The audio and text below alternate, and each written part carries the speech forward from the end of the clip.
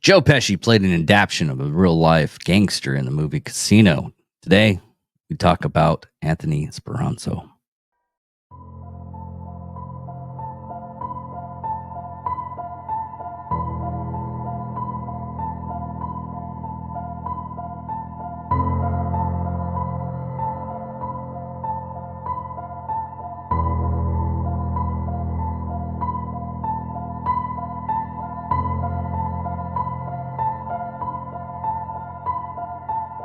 Ladies and gentlemen of all ages, boys and girls, thank you for tuning in to yet another episode of Angry Meat Production. We appreciate you coming in and letting us be a part of your lives week in and week out. We hope to do our best to present you with something that your eardrums delight in. Whether you're looking at us on YouTube or Rumble, or listening to us on Spotify, Google, or Anchor, or any of the other podcast services that we are currently on or trying to get on. We thank you. And if you don't mind, at the end of every episode, stop by, leave us a comment, leave us a like. If it asks for 5 stars, we'll take 5 stars, even if you don't like us. 5 stars are what it's all about. With that being said, we hope you enjoy our attempt to make our advocation our vocation. Ladies and gentlemen, let the games begin. We here at Angry Me Production want to thank our sponsor, Mobile Notary Mindy.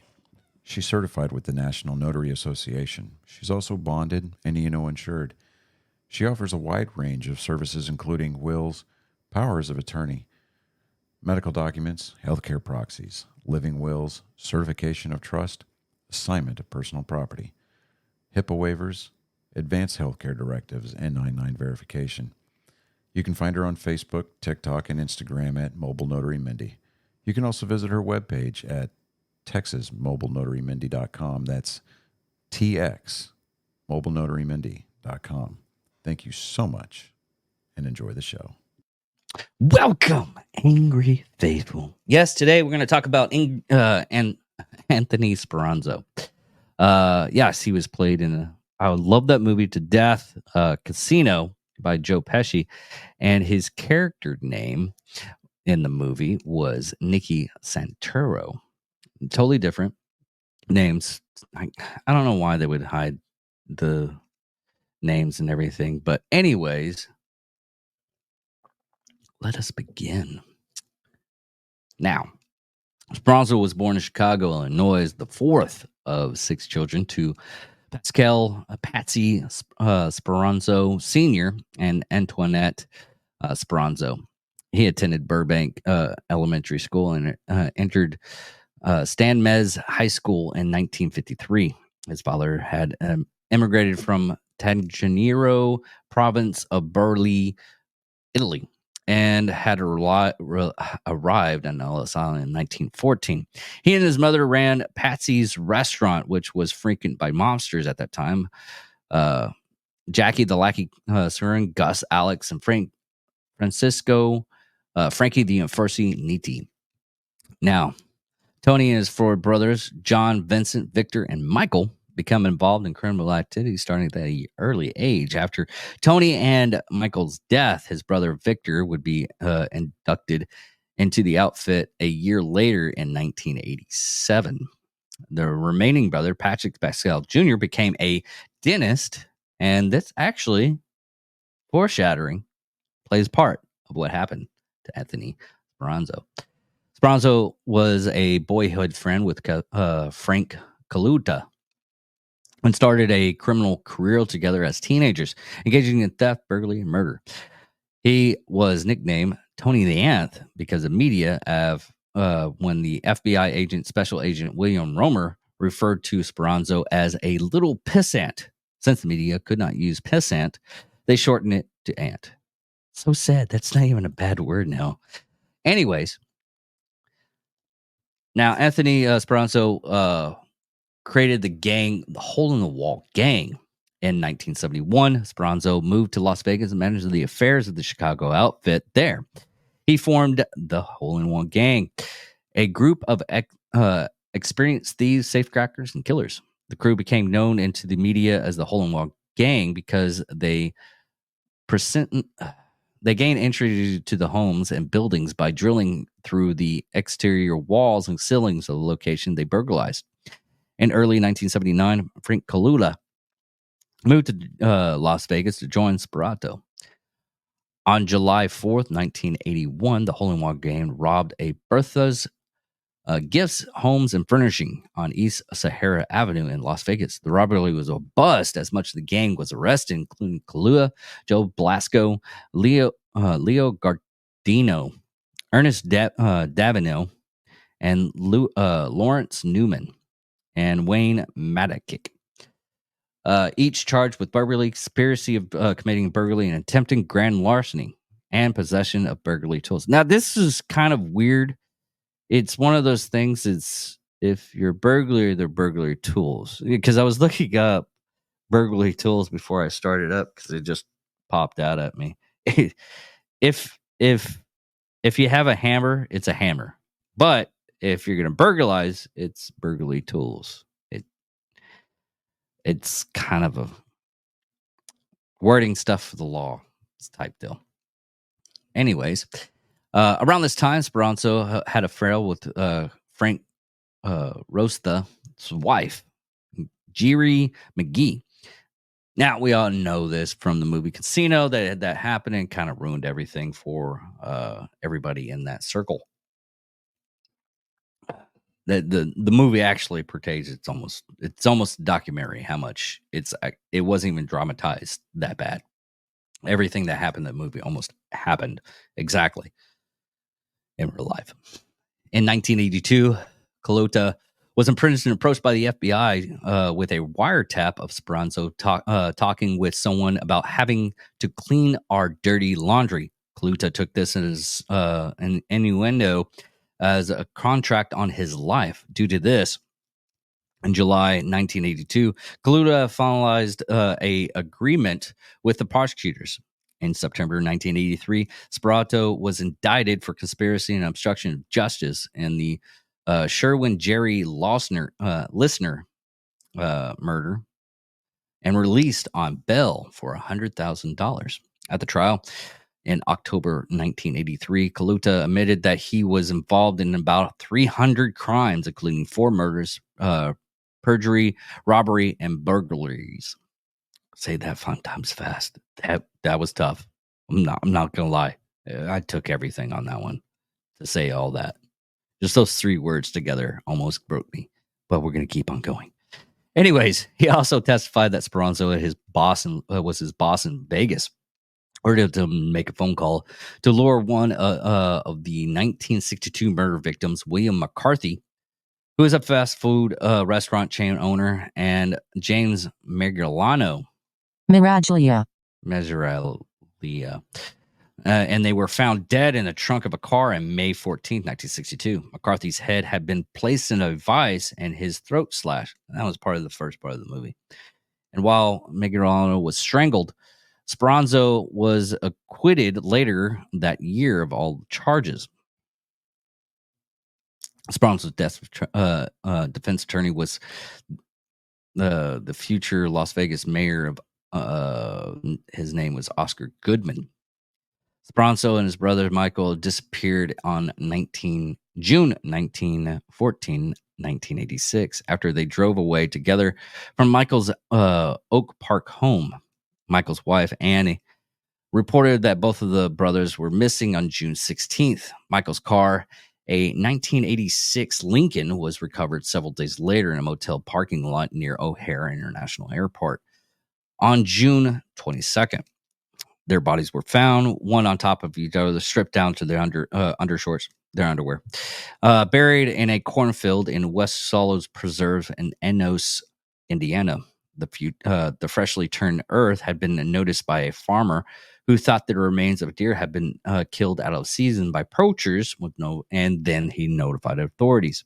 An autopsy completed on June 24th identified the cause of death of blunt force trauma, and asserted that they had been dead since June 14th. They were identified by dental records supplied by their dentist. That was their brother, Patrick Speranzo. It's kind of bad that you have to help out identify the bodies of their dental records because you're the dentist of the family. Two were buried in a family plot in Queens Heaven Cemetery in Hillside, Illinois on June 27th. In January 1986, in the wake of the imprisonment of Joseph Apola and John Serino. I think it's Serino. Stephanie. Saron. Okay. For skimming in Las Vegas casino profits, which is actually at the end of the movie. It's really weird because I could probably read this whole thing and the plot line of Casino and it blends together. You're actually getting a little bit more in-depth stuff on this one. Just a small amount, not that big. Now, you're getting the actual right information, not the dramatized information, basically. Basically, they were skimming profits in the casinos in Las Vegas. A meeting was held in the Chech Lounge in North Riverside, Illinois. Most of the upper echelon were there, including the outfit boss Tony Joe Batters Accordo. That's so weird. You're giving like 4 names. A nickname, Joe Batters, and Tony. Okay. Tony decided to appoint Samuel Carsis as the street boss in the charge of the outfit operations to replace Apoda. Carlisti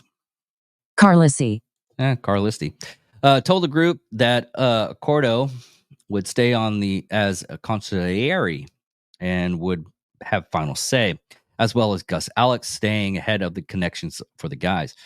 He then went to onto the first problem, Speranzo, and they asked how things are going to go down since he took over Vegas. Mobsters and mob enforcement Rico Infacile said, hit him.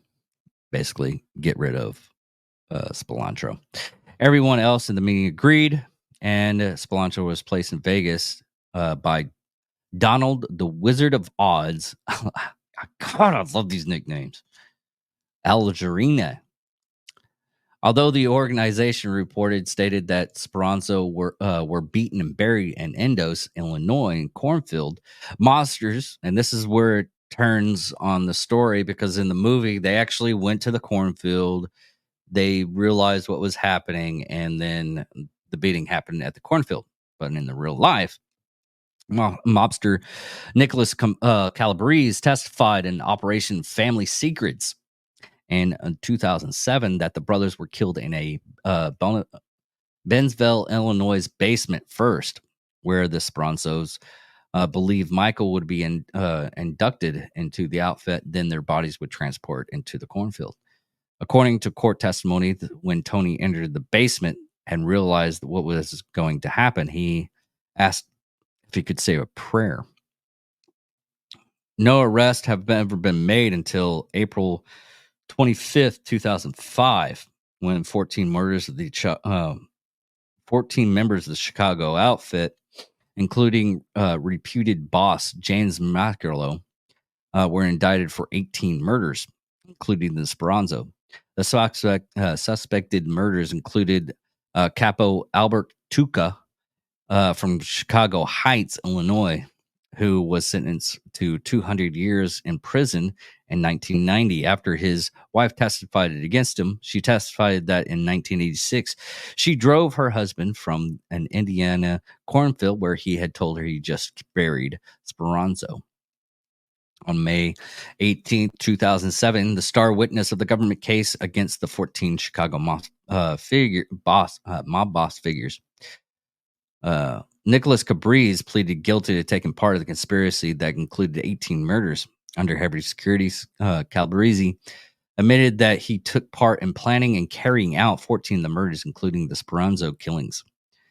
He became the key witness against his brother, Frank Calabrese Sr., and other major mob figures, charging in the government family secret trial. Calabrese agreed to testify after the FBI showed him DNA evidence linking him to the murder of fellow hitman John Fencarta,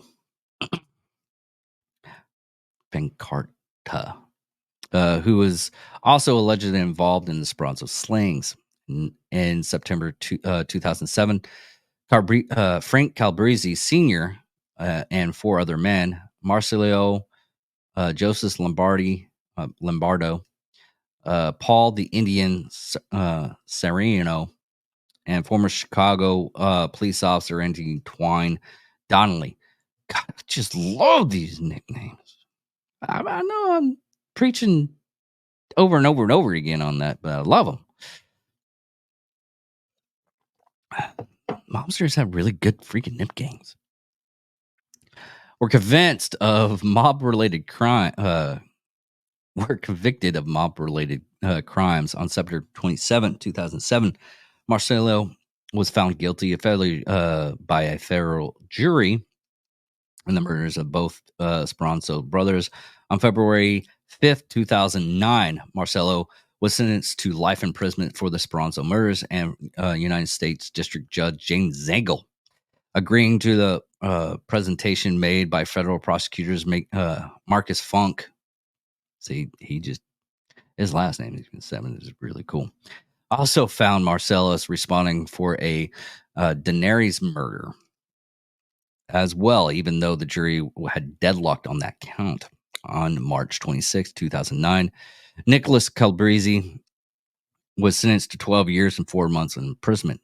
But in a 2010 interview with Maxim Magazine, while promoting the opening of Las Vegas mob experience at the Tropicana Hotel, Tony Speranzo's son, Vincent, claimed that the real target of those killings was actually the brother Michael Speranzo, and that Tony was killed only because to prevent any revenge. Now, by the time of his death in 1986, the FBI suspected Speranzo was involved in 22 or 25 murders, including the murder of Sam DiStefano. God, I had to pronounce that in my head. The murder of Chicago outfit boss Sammy Guercini, and on June 19th, 1975, the murder of William McCarthy and James McGallo, and the murders of William Action Jackson. God damn, that's good. But anyway, God.